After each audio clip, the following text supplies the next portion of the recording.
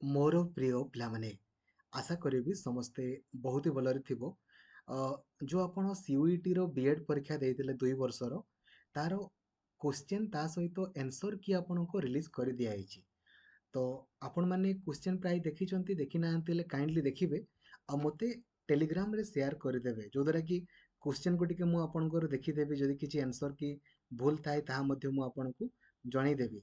8895154969 ए number रे आपण Telegram रे काइंडली आपनकर क्वेश्चन ता सहित आंसर की जेमिति आपण शेयर करिवे। ठीक अछि। सिंपली कोन करिवे देखंतु सीयूईटी रो गूगल सर्च करिवे सीयूईटी पीजी जो प्रथम वेबसाइट आपनकर आसिला या ऊपर क्लिक करिवे।